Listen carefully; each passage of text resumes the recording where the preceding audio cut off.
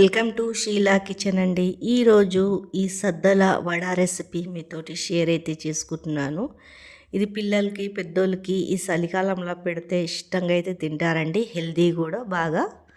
ఇక్కడ వచ్చి దీని ప్రాసెస్ ఎలా చేశానో చూపిస్తానండి. నేనైతే కొలతగా ఒక మగ్గు నీళ్ళు తీసుకున్నాను. నీళ్ళను కొద్దిగా వేడి కానియాలండి.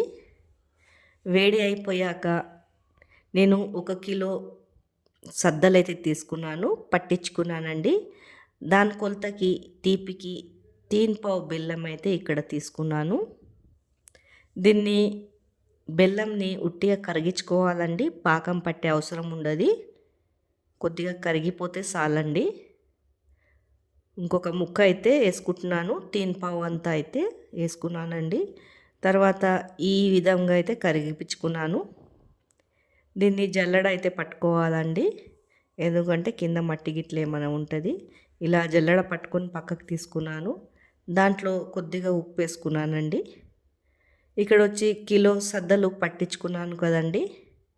దీన్ని కొద్దిగా బెల్లం సిరప్ వేసుకొని పిసుక్కొని పక్కకైతే ఇలా మెత్తగా అయితే చేసుకొని పిండిలాగా పెట్టుకున్నానండి. దాంట్లో ఇలాచీలు కొద్దిగా ఉప్పు అయితే వేసాను. తర్వాత కడాయిలో నూనె అయితే పోసేసుకున్నానండి. ఆయిల్ని బాగా హీట్ ఎక్కనియాల. తర్వాత ఒక్కొక్కటి ఇలా మనకు పాల కవర్ ఉన్నా లేకపోతే ఈ నూనె కవరే ఉంటుంది కదండి, దీన్ని కట్ చేసుకొని దానిపైననే వేసేసుకోవాలి వడల్లాగా. ఎంతో టేస్టీగా అయితే వడలు అవుతుందండి. మనము ఒక 2 తిన్నా చాలా బాగుంటుంది. ఇది వారం రోజులు నిలువ అయితే ఉంటుందండి ఇలా చేసి పెట్టుకుంటే.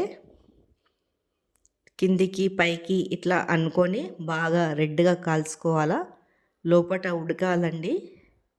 ఇదంతా పిండి లేకుండా లోపల మంచిగా ఉడికిపించుకోవాలా. మాడకుండా అయితే మంచిగా ఒక్కొక్కటి ఇలా తీసేసుకోవాలండి. చూడండి, ఇంత అయితే చేసేసుకుంటున్నాను. ఇలా అన్నీ అయితే చేసుకొని పక్కకైతే తీసేసుకోవాలండి. ఎంతో టేస్టీ అయిన సద్దల వడ అయితే రెడీ అయిపోయింది. మీ ఎంతమందికి ఇలా సద్దల వడ ఇష్టం ఉన్నదో కామెంట్ బాక్స్లో కామెంట్ చేయండి. లైక్, సబ్స్క్రైబ్ అయితే చేసుకోండి.